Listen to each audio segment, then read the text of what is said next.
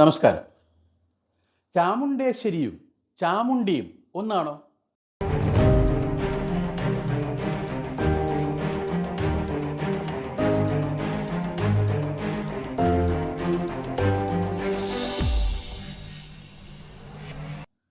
പുരാണങ്ങളാകെ പരിശോധിക്കുമ്പോഴും 9-ാം നൂറ്റാണ്ടിൽ ജീവിച്ചിരുന്ന ആദിശങ്കരൻ്റെ കൃതികളിലൂടെ കണ്ണോടിക്കുമ്പോഴും നമുക്ക് മനസ്സിലാക്കാൻ കഴിയുക പല ദേവികളെയും പല സ്ഥലങ്ങളിലും പലതരത്തിലാണ് വ്യാഖ്യാനിക്കുകയും ആരാധിക്കുകയും ചെയ്തു വരുന്നത്.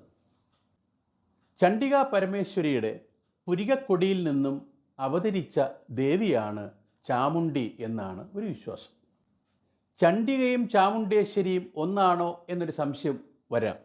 യഥാർത്ഥത്തിൽ ചണ്ഡിക തന്നെയാണ് ചാമുണ്ടേശ്വരി, പക്ഷേ ചാമുണ്ടിയല്ല ചാമുണ്ടേശ്വരി. അതെങ്ങനെ നമുക്ക് നോക്കാം. അതാണ് നേരത്തെ പറഞ്ഞത്. ചണ്ഡിക പരമേശ്വരിയുടെ പുരികക്കൊടിയിൽ നിന്നും ഉതിർന്നു വീണ ഒരു ദേവിയാണ് ചാമുണ്ടി. ആരാണ് ചാമുണ്ടേശ്വരി എന്നറിയണമെങ്കിൽ നമ്മൾ ആദി പരാശക്തിയിലേക്ക് പോകണം. പല പുരാണങ്ങളിലും, വിശേഷിച്ച് ബ്രഹ്മാണ്ഡ പുരാണത്തിലും ആദിശങ്കരൻ്റെ കൃതികളിലും പരാശക്തി കുടികൊള്ളുന്ന അനേകം ശക്തിപീഠങ്ങളെക്കുറിച്ച് സൂചിപ്പിക്കുന്നുണ്ട്. ഇന്ത്യൻ ഭൂഖണ്ഡത്തിൽ വ്യത്യസ്ത സ്ഥലങ്ങളിലായി, വ്യത്യസ്ത രാജ്യങ്ങളിലായി, അതായത് നേപ്പാൾ, ടിബറ്റ്, ശ്രീലങ്ക, ബംഗ്ലാദേശ്, പാകിസ്ഥാൻ, അതുകൂടാതെ നമ്മുടെ ഇന്ത്യയിലും ഇങ്ങനെ പല രാജ്യങ്ങളിലുമായി ആദിപരാശക്തിയുടെ വ്യത്യസ്തമായ ശക്തിപീഠങ്ങൾ നിലവിലുണ്ട്. അപ്രകാരമുള്ള ഒരു ശക്തിപീഠമാണ് മൈസൂരിലുള്ള ചാമുണ്ടേശ്വരി ക്ഷേത്രം. ദക്ഷിണേന്ത്യയിലെ ഏക ശക്തിപീഠം ചാമുണ്ടേശ്വരി ക്ഷേത്രമാണെന്നും വിശ്വസിക്കപ്പെടുന്നുണ്ട്. പരമശിവൻ്റെ പത്നിയായ സതി പ്രാണത്യാഗം ചെയ്തതും സതിയുടെ നിശ്ചല ശരീരവുമായി പരമശിവൻ കോപാകുലനായി നാടുനീളെ അലഞ്ഞതും നമുക്ക് കഥകളിലൂടെ അറിയാം. ആ സമയത്ത് പരമേശ്വരൻ്റെ താപം തണുപ്പിക്കുന്നതിനായി മഹാവിഷ്ണു തൻ്റെ സുദർശന ചക്രം ഉപയോഗിച്ച് സതീദേവിയുടെ നിശ്ചലമായ ശരീരം അനേകം ഖണ്ഡങ്ങളായി നുറുക്കി എറിഞ്ഞു. അങ്ങനെയാണ് പരമശിവൻ്റെ ആ ഭീകരാവസ്ഥയിൽ നിന്നും മഹാവിഷ്ണു മോചിപ്പിച്ച കഥ പുരാണങ്ങളിലെ കൊണ്ട് നമുക്കറിയാം. ഇങ്ങനെ മഹാവിഷ്ണു ഖണ്ഡനം ചെയ്ത സതിയുടെ ഒരംശം ദക്ഷിണേന്ത്യയിലെ മൈസൂരിനടുത്ത് പതിച്ചു. അങ്ങനെയാണ് ചാമുണ്ടേശ്വരി ക്ഷേത്രത്തിൻ്റെ ഉത്ഭവം നടന്നത് എന്നാണ് ഒരു സങ്കല്പം. വിശ്വാസങ്ങളനുസരിച്ച് മൈസൂരിലുള്ള ചാമുണ്ടേശ്വരി എന്ന് പറയുന്നത് കാർത്യായനി ദേവിയാണ്. കാർത്യായനി ദേവിയുടെ കഥ നമുക്കറിയാമല്ലോ. പാർവതിയും പരമശിവനും ഉല്ലസിക്കുന്ന വേളയിൽ കാളി എന്ന് അപരനാമധേയമുള്ള പാർവതിയെ കാളി കാളി എന്ന് വാത്സല്യത്തോടെ പരമശിവൻ വിളിക്കുന്നു. പക്ഷേ കാളി കാളി എന്ന് വിളിച്ചത് തൻ്റെ കറുത്ത നിറത്തെ ഉദ്ദേശിച്ചാണ് എന്ന് തെറ്റിദ്ധരിച്ച പാർവതി കൈലാസത്തിൽ നിന്നും ഇറങ്ങിപ്പോയി. തൻ്റെ കറുത്ത നിറം മാറ്റിയിട്ട് മാത്രമേ ഇനി കൈലാസത്തിലേക്ക് മടങ്ങി വരൂ എന്ന് ശപഥം ചെയ്തുകൊണ്ടാണ് പാർവതി അന്ന് കൈലാസത്തിൽ നിന്ന് പുറത്തേക്ക് ഇറങ്ങിയത്. അങ്ങനെ പാർവതി കഠിന തപസ്സിലേക്ക് പോയി. ആയിരക്കണക്കിന് വർഷങ്ങൾ നീണ്ട തപസ്. ആ ഘോര തപസ്സിൻ്റെ ഒടുവിൽ ബ്രഹ്മാവ് പ്രത്യക്ഷപ്പെട്ടു. ബ്രഹ്മാവ് ചോദിച്ചു, എന്തിനാണ് പാർവതി, ശിവൻ്റെ പത്നിയായ പാർവതി എന്തിനാണ് എൻ്റെ വരം വാങ്ങാൻ വേണ്ടി തപസ് ചെയ്യുന്നത്?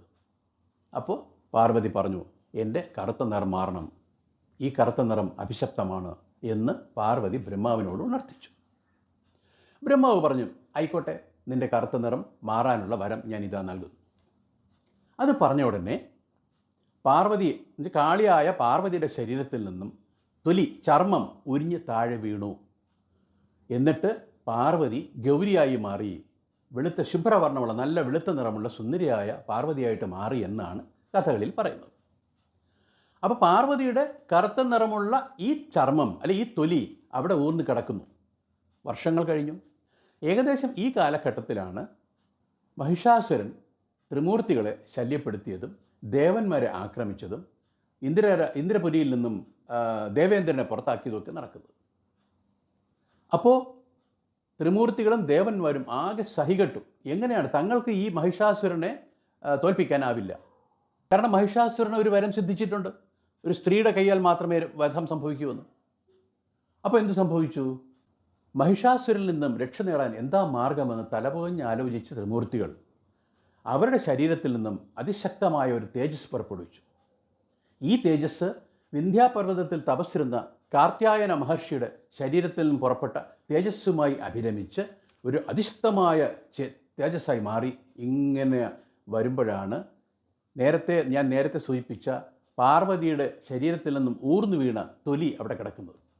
ഈ തൊലിയിലേക്ക് ഈ തേജസ്, അതിശക്തമായ തേജസ് പ്രഭ അങ്ങനെ ഊർന്നിറങ്ങി. തുടർന്ന് ആ തൊലി രൂപാന്തരം സംഭവിച്ച് ഒരു സ്ത്രീയായിട്ട് പ്രത്യക്ഷപ്പെടുകയും ചെയ്തു. അഭൗമമായ തേജസ്സുള്ള അതിസുന്ദരിയായ കാർത്യായനി ദേവിയുടെ അവതാരം അങ്ങനെയാണ് സംഭവിക്കുന്നത്. അപ്പോൾ ഈ കാർത്യായനി ദേവി അവതരിച്ചത് മഹിഷാസുര വധത്തിന് വേണ്ടിയിട്ടാണെന്ന് പ്രത്യേകിച്ച് പറയേണ്ടതില്ല, അതവിടെ നിൽക്കട്ടെ. കാർത്യായനി ദേവി വിന്ധ്യാപർവ്വതത്തിൽ ഇങ്ങനെ പരിലസിക്കുമ്പോഴാണ് കാർത്യായനി ദേവിയുടെ സൗന്ദര്യം കണ്ടു മതിമറന്ന മഹിഷാസുരൻ രക്തബീജൻ, ചണ്ടമുണ്ടന്മാർ എന്നിവരെ തൻ്റെ ഇംഗിതം അറിയിക്കുന്നതിനായി കാർത്യായനി ദേവിയുടെ സമീപത്തിലേക്ക് അയക്കുന്നത്. യുദ്ധത്തിൽ തന്നെ പരാജയപ്പെടുത്തുന്നവരെ മാത്രമേ താൻ വിവാഹം കഴിക്കൂ എന്ന് കാർത്യായനി ഈ രക്തബീജനോടും ചണ്ടമുണ്ടന്മാരോടും പ്രതിവചിച്ചു. മഹിഷാസുരൻ പുഞ്ചിരിച്ചു. അശുവോളം പോകുന്ന ഒരു സ്ത്രീയാണ് യുദ്ധത്തിന് വിളിക്കുന്നത്, ഈ സ്ത്രീയെ യുദ്ധത്തിന് തോൽപ്പിക്കുന്ന വലിയ കാര്യമൊന്നും അല്ലല്ലോ എന്ന് കരുതി മഹിഷാസുരൻ തൻ്റെ ഭൃത്യജനങ്ങളോട്, തൻ്റെ അസുരപ്പടയോട് കാർത്യായനിയോട് യുദ്ധം ചെയ്യാൻ വേണ്ടി നിർദ്ദേശിച്ചു. എന്തിനു പറയുന്നു? ഘോര യുദ്ധം നടന്നു. യുദ്ധത്തിൻ്റെ അവസാനം, യുദ്ധത്തിൻ്റെ വിശദ വിവരങ്ങളിലേക്കൊന്നും ഞാൻ പോകുന്നില്ല, യുദ്ധാവസാനം മഹിഷാസുരനെ നമ്മുടെ കാർത്യായനി ദേവി വധിച്ചു. ഈ വധം നടക്കുന്ന വേളയിൽ രക്തബീജനും ചണ്ടമുണ്ടന്മാരും ആ യുദ്ധഭൂമിയിൽ ഉണ്ടായിരുന്നില്ല. കാർത്യായനി മഹിഷാസുരനെ വധിച്ചു കഴിഞ്ഞിരുന്നു. രക്തബീജനും ചണ്ടമുണ്ടന്മാരും ആകെ അങ്കലാപ്പിലായി. തങ്ങളുടെ യജമാനനെയാണ് ഈ മഹിഷാസുര മർദിനി അല്ലെങ്കിൽ കാർത്യായനി വധിച്ചു കഴിഞ്ഞിരിക്കുന്നത്, പ്രതികാരം ചെയ്യണം.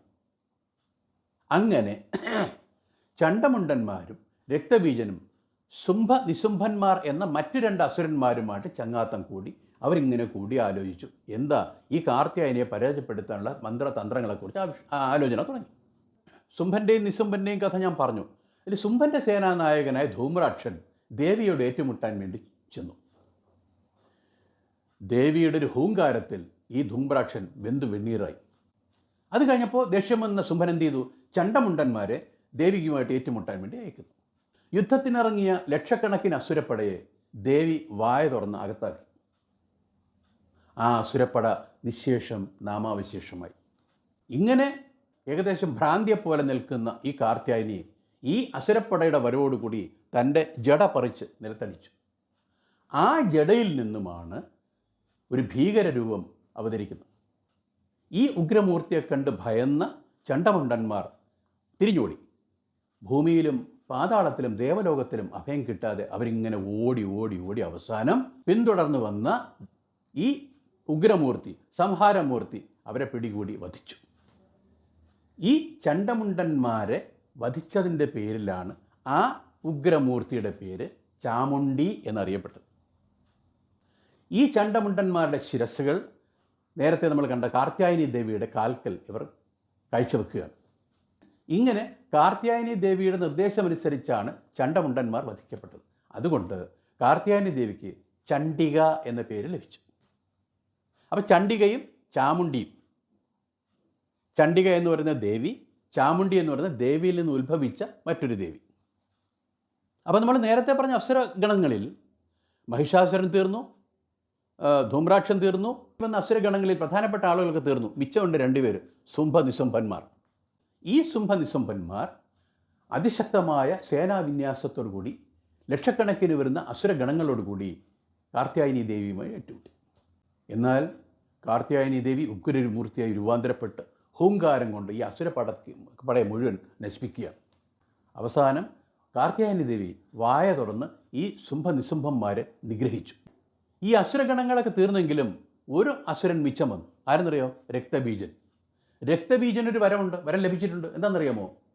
രക്തബീജൻ്റെ ശരീരത്തിൽ നിന്നും പുറത്തു വരുന്ന ഓരോ തുള്ളി ചോരയിൽ നിന്നും ലക്ഷക്കണക്കിന് രക്തബീജന്മാർ അവതരിക്കും.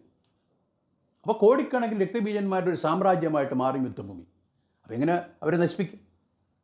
ഈ വരം നേടിയ രക്തബീജൻ ഏകനായി കാർത്യായനി ദേവിയുടെ മുന്നിലേക്ക് എത്തും. കാർത്യായനി ദേവിയും രക്തബീജനും തമ്മിൽ ഘോരമായ യുദ്ധമുണ്ടായി. ഓരോ ഘട്ടം കഴിയുമ്പോഴും അനേകം രക്തബീജന്മാർ ഉദയം ചെയ്ത് മുളച്ചു തുടങ്ങി. അപ്പോൾ എന്ത് ചെയ്തു? കാർത്യായനി ദേവി നമ്മുടെ ചാമുണ്ടിയോട് ഒരു ദൗത്യം ഏൽപ്പിക്കുന്നു. ചാമുണ്ടി ഈ രക്തബീജൻ്റെ ശരീരത്തിൽ നിന്ന് പുറപ്പെടുന്ന ചോരത്തുള്ളികളെ നക്കി വിഴുങ്ങണം. ആ ഘോരയുദ്ധത്തിൽ 2 ഘട്ടങ്ങളുണ്ടായി. ആദ്യത്തെ ഘട്ടം മുളച്ചു വന്ന രക്തബീജന്മാരെ മുഴുവൻ ആദ്യം ഇല്ലാതാക്കുക. അങ്ങനെ ആ മുളച്ചു വന്ന കോടിക്കണക്കിനുള്ള രക്തബീജന്മാരെ ഇല്ലാതാക്കി. അവസാനം രക്തബീജനുമായിട്ട് ഏറ്റുമുട്ടി രക്തബീജൻ്റെ ശരീരത്തിൽ നിന്ന് പതിക്കുന്ന ഓരോ തുള്ളി ചോരയും ചാമുണ്ടി നക്കിത്തുടച്ചു. ഒടുവിൽ മാരകമായി മുറിവേറ്റ് വീണ രക്തബീജനെ കാർത്യായനി ദേവി തന്നെ വിഴുങ്ങി. രക്തബീജൻ്റെ വധവും പൂർണ്ണമായി. ദേവി മഹാത്മ്യത്തിലും മാർക്കണ്ഡേയ പുരാണത്തിലും അതുപോലെ ശങ്കരാചാര്യരുടെ കൃതികളിലുമൊക്കെ ഇത്തരം കാര്യങ്ങളിൽ, ഇത്തരം സംഭവ പരമ്പരകളിൽ ചില വ്യത്യസ്തമായ വീക്ഷണങ്ങളാണ് കാണപ്പെടുന്നത്. ഉദാഹരണത്തിന് നേരത്തെ ഞാൻ പറഞ്ഞതിൽ ചാമുണ്ടി രക്തബീജൻ്റെ ചോരത്തുള്ളികൾ നക്കിത്തുടച്ചു എന്ന് പറയുന്ന ഒരു വെർഷനുണ്ട്. മറ്റൊരു വെർഷൻ കാണുന്നത് കാർത്യായനി ദേവി തൻ്റെ നാക്കിൻ്റെ തുമ്പത്ത് രക്തബീജനെ നിർത്തിക്കൊണ്ടാണ് ഘോരയുദ്ധം നടത്തുന്നതെന്നും അങ്ങനെ ആ വീണ രക്തത്തുള്ളികൾ കാർത്യായനി ദേവി തന്നെ വിഴുങ്ങി എന്നും മറ്റൊരു സങ്കല്പമുണ്ട്. എന്തായാലും ശരി, കാർത്യായനി ദേവി തന്നെയാണ് ഈ നമ്മുടെ രക്തബീജൻ്റെ വധത്തിനും കാരണക്കാരി. അങ്ങനെ കാർത്യായനി ദേവിയുടെ നിർദ്ദേശപ്രകാരം ചാമുണ്ടി ഈ രക്തം മുഴുവൻ പാനം ചെയ്തുകൊണ്ട് ഈ ചാമുണ്ടിക്ക് രക്തചാമുണ്ടി എന്ന പേരുകൂടി ലഭിച്ചു. ഇങ്ങ് കേരളത്തിൽ, വിശേഷിച്ച് ഉത്തര കേരളത്തിൽ കൈതച്ചാമുണ്ടി എന്ന് പറയുന്ന ഒരു തെയ്യസങ്കല്പമുണ്ട്. വിശേഷിച്ച് മലബാറിലാണ് രക്തചാമുണ്ടി തെയ്യം നിലവിലുള്ളത്. രക്തചാമുണ്ടി തെയ്യം ചാമുണ്ടിയുടെ പ്രതിരൂപമായി അമ്പലത്തിൽ നിന്നിറങ്ങി നാടുനീളെ കറങ്ങി തിരിച്ച് ഒരു കാവിലെത്തുന്നതോടുകൂടിയാണ് അവരുടെ അസുര നിഗ്രഹ വിശ്വാസം പൂർണ്ണമാകുന്നത്. ആ അസുര നിഗ്രഹം പൂർണ്ണമാകുന്നതിന് തൊട്ട് മുമ്പ് കാവിലെത്തപ്പെടുന്ന രക്തചാമുണ്ടിക്ക് പൂവൻ കോഴിയാർത്ത് അതിൻ്റെ രക്തവും മദ്യവും ചേർന്ന് കൊടുക്കുന്നു എന്നുള്ള ഒരു വിശ്വാസവും അവിടെ നിലവിലുണ്ട്. അതല്ലാതെ ഈ മദ്യമാംസാദികൾ ഇല്ലാത്ത രക്തചാമുണ്ടി തെയ്യവും ആ ഭാഗത്ത് നിലവിലുണ്ടെന്ന് പറയപ്പെടുന്നുണ്ട്. സതിയുടെ ശരീരഭാഗങ്ങൾ, വിശേഷിച്ച് മുടി പതിച്ച മൈസൂരിലെ ചാമുണ്ടേശ്വരി ക്ഷേത്രത്തെക്കുറിച്ച് ഞാൻ നേരത്തെ സൂചിപ്പിച്ചു. ഇതുകൂടാതെ വലത് കൈ പതിച്ച ബംഗ്ലാദേശിലെ ചട്ടല ശക്തിപീഠം, കാൽമുട്ടുകൾ പതിച്ച നേപ്പാളിലെ ശക്തിപീഠം, കാൽ ചിലമ്പ് പതിച്ച ശ്രീലങ്കയിലെ ശക്തിപീഠം ഇവയൊക്കെ മറ്റു ഉദാഹരണങ്ങളാണ്. ചണ്ഡിക എന്ന് വിളിക്കപ്പെടുന്ന ചാമുണ്ടേശ്വരിയിൽ നിന്നും അവതരിപ്പിക്കപ്പെട്ട ദേവീ സങ്കല്പമാണ് ചാമുണ്ടി എന്ന് ഇത്തരം കാര്യങ്ങളിൽ നിന്നും നമുക്ക് വ്യക്തമാകും. അപ്പോൾ ചാമുണ്ടിയും ചാമുണ്ടേശ്വരിയും വ്യത്യസ്ത ഭാവങ്ങളാണെന്ന് വ്യക്തമായല്ലോ. ഈ എപ്പിസോഡ് ഇവിടെ നമ്മൾ അവസാനിപ്പിക്കാം. ഈ എപ്പിസോഡിലെ കണ്ടന്റ് ഇഷ്ടപ്പെട്ടിട്ടുണ്ടെങ്കിൽ ഇത് ലൈക്ക് ചെയ്യുക, ഷെയർ ചെയ്യുക, സബ്സ്ക്രൈബ് ചെയ്യാത്തവരുണ്ടെങ്കിൽ അതും ചെയ്യുക. നന്ദി, നമസ്കാരം.